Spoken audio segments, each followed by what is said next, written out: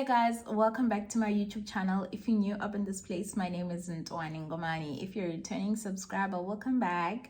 And if you're passing by and you like what you see, please consider clicking the subscribe button, share this video with your friends, and let's grow the family. We're still on our way to 10k subs by the end of the year, so I'm hopeful that we will get there by your support. Without any further ado, I want to get on to today's video. I guess from the title of the video, you've seen that we are talking about money today. And we're talking about money in the context of our careers, because let's face it, guys, in today's age, you need money to do almost about anything, and that including taking up jobs, leaving jobs, right? So to advance your career, at some point you will need to have money to take up a new opportunity, or you will need to have money to leave a job that you may be in. Let's talk about where you can actually use an opportunity fund. A lot of people have referred to an opportunity fund as an FU fund, but for the purpose of this video, we're not calling it an opportunity fund, child, because we are professionals, okay? So an opportunity fund, right? Like I've said, you can use it, one, to take up new career opportunities. So maybe you got a job in a different city. Maybe you're in Joburg, you want to move to Cape Town. Maybe you want to move to Durban. You will need money to, one, fund the move, to find an apartment, to set yourself up until the end of the month. Because we all know that with new jobs, you never get paid on the first day of the month. You always get paid at month end. So for that month where you are the new employee and you're working and you're setting yourself up, you will need to leave somehow. You will need to pay the bills, the rent, and all of that stuff, right? Another example is where you may be moving to a different country, which is what I did about a year ago, right? You may be moving to a different country, and in most cases, not all cases, if you're lucky, your employer will give you a relocation allowance where they will sort of pay you back for all the relocation costs that you incur. But at the end of the day, you are still liable. You will have to incur those costs first before you can claim. So an opportunity fund then helps you incur all of those costs to facilitate the actual relocation. And in some cases, employers don't actually offer a relocation package. So that means you will have to relocate yourself. You will have to book those flights. You will have to find accommodation in the new country. And you will have to leave for the first month in that new country without a salary, which will only then come in at the end of the month. So an opportunity fund is there to facilitate all of these costs associated with a new job opportunity. The second is when you want to leave a job you have outgrown. Let's face it, it is real in the corporate world that you find a job and it's the perfect opportunity for you at the time, and it's great, especially with jobs where you have to move to a different country and where that employer has to pay for your relocation. There is normally a clause in your contract that you have to work for that company for a certain amount of time, and if you decide to leave that job within that period of time, you have to pay back a certain percentage of the relocation costs that they pay for you, or 100% of the relocation and visa costs. That is a reality. And if you're looking to move abroad, it could be one of those things that are in your contract, right? And that is why I'm making this video, so you guys are aware.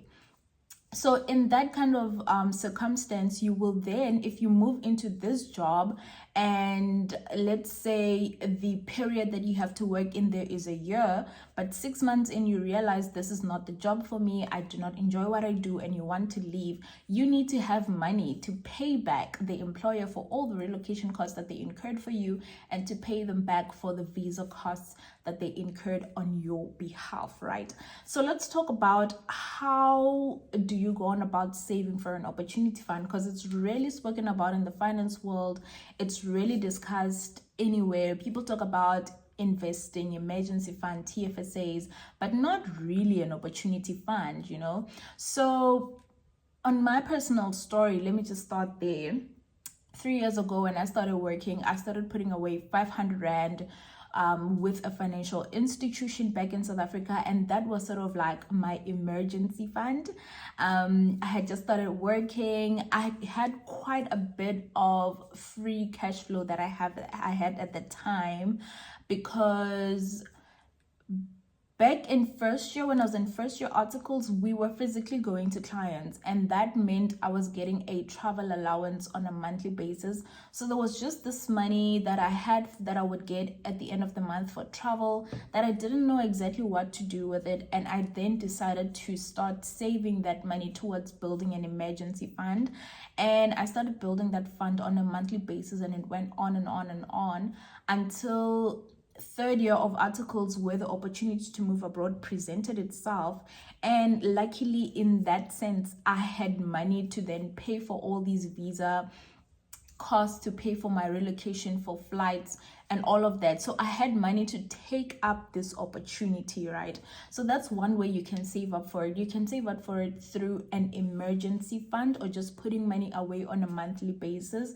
The second is that if you really do not have any emergency fund at this point, there is this opportunity, you really want to take it up, but you don't have money for flights, you don't have money to pay for a first month's accommodation, you don't have money to do anything, you could consider getting a loan. You could consider borrowing money from family and friends, but guys, make sure that you pay back these people, whether it be your family or friends, or whether it be the bank. Pay them back as soon as possible, because loans accrue interest, and if you're borrowing from your friends and family, you do not want money problems to ruin the relationship that you have with your close people, right? With your tribe, right? So what I would advise on the loan option is that when you now are at the job and you get your first month's salary, please use that to pay back that loan. If it is a job that reimburses you for that relocation cost, please take that reimbursement and pay back where you have taken, where you have borrowed from, right? So, okay, Ntwani, we get you. Opportunity fund, Mugel, we should put money away and all of this. But why are you talking about this now? Like, why is this so relevant right now? Number one, it's relevant because a lot of people watching my videos are in articles. And if they're in articles, that means there will be opportunities to move abroad that will present themselves to you at some point in your career, whether you're in third year, whether you're now a newly qualified CA, or even if you're not in the CA stream, if you want to move, let's say, a job to a different city, or you want to move abroad and try your luck, you will need some sort of fund to facilitate that. It's not free, guys. And just because it's a job doesn't mean they will pay for everything. There might be some things that you may need to pay for, and you will need to have funds to pay for those things if you really do not want to go through the loan or the borrowing from friends and family option. So that's why this is relevant right now. And I want you guys to know that there will be costs, and the costs are not small, especially if you're moving to a country that has a higher currency, a stronger currency than South Africa. It can be very, very expensive. So you need to have money.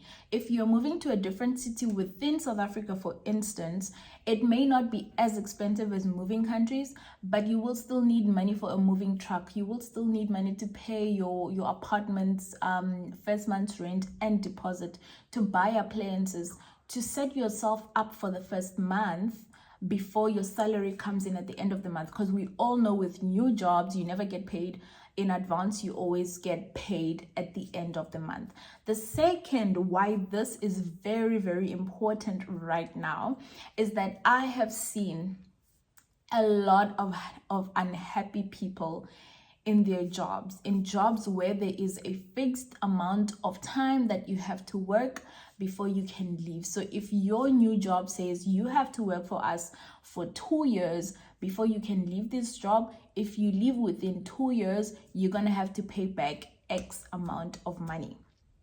I have seen, guys, it's a reality, especially with these abroad jobs. It's a reality because imagine they have paid all the relocation stuff for you. They've done the visas, they've done everything they could, and incurred so much cost to get you from country A to country B, only for you to leave within 6 months. you have to pay them back. There has to be a clause to make sure that you don't leave. But what happens when you're in that job, you're unhappy, you don't feel fulfilled, you just want something more for yourself, but you signed now this contract that says if you leave, you're gonna have to pay back X amount of money. You need to have money to pay back that X amount of money, right? And that's why this is so important and so relevant right now, before you guys start signing those corporate roles, start signing those contracts with overseas employers and go abroad. You need to know that if you leave within a certain period of time, there is a certain amount of money that you'll need to pay back, and you need to be aware of it. You need to have the money to pay back in case you do not enjoy that job, in case you feel like you need to leave that job, in case you decide to not take that job anymore. So that was the purpose of this video. I hope it helps somebody. Before you sign contracts, please read the terms and the conditions of the contract. Please read all the fine print, ask questions before you sign. And I'm not just talking about abroad contracts, I'm also talking about local contracts in South Africa. Any contract really where you need to put down your signature, please read. Please be aware, ask questions, and if it's something that needs you to have an opportunity fund, then please make sure you are saving towards that opportunity fund, so it also allows you to take up other roles that come up. Imagine you're now in this job and a more aligned job to your career ambitions comes along, but you can't leave this job because you don't have money to pay them back. Like, imagine how devastating that would be. So just make sure you are saving. It might not be too much right now at the point of seeing this video. You might think, I should have started this 3 years ago. It's fine. Start now. It's never too late to start. You never know what could happen in the next 12 months. You never know what could happen in the next 6 months even. So just start now if you don't have it. But if you need to make that move now and you absolutely have nothing, consider a loan. But please do pay it back and make sure you don't incur a lot of interest. I will see you guys in the next video. I hope you guys enjoyed this video. Please comment down below and let me know what you think of an opportunity fund. Let me know if you've ever had to leave a job where you needed to pay something, or there was a job where you had to incur some sort of cost for you to take up that job, and where did you get those funds if you did not have an emergency fund for it, or an opportunity fund for it rather. I will see you guys in my next video. I hope you enjoyed this one. Bye.